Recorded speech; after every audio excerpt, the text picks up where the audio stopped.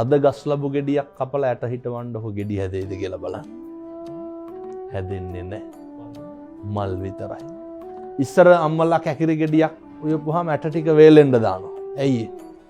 පැල කරන්න කියලා. අද එහෙම බීජ ගන්න බෑ. ස්වභාව ධර්මයෙන් අපිට ඕක නැති වුණේ නැද්ද? ඉස්සර අපේ ගෙදර බත් මුට්ටිය උයනකොට හරි සුවඳයිනේ. දැන් බත් නිකන් ඔය පිදුරු කනවා වගේ. ඉස්සර අපේ තිබ්බ ඔය කුරුළු තුඩ, පච්ච පෙරුමාල්, රන් කහවණු, සුවඳල්, ඒ බත්වල තියෙන රහ, ඒ බත්වල තියෙන ගුණය අපේ සිංහල හාල් දැන් නැහැ. බත් මුට්ටියේ සුවඳ නැහැ.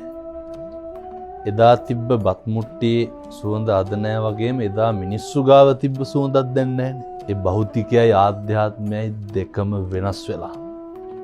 ඉස්සර අපේ ගංගෙවල් වල ඔය කුරක්කම් පිට්ටු තම්බනවා කියන එක කරනවානේ. කවදාවත් ගෙදර කට්ටිය විතරක් කන්නේ අර පිට්ටුවක් උයනවා කියලා කියන්නේ. පිට්ටුවක් තම්බනවා.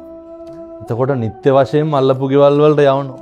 කොස් ගෙඩියක් කැපුවත් කපනකොට මිනිස්සුන්ට මතක් වෙනවනේ. මතක් වෙන්නේ නැද්ද? කපනකොට මතක් වෙනවා. අර අහවල්ලුන්ටත් කොටසක් යවන්න ඕන කියලා. එහෙම බෙදාගෙන කන පුරුදු අපේ තිබ්බා.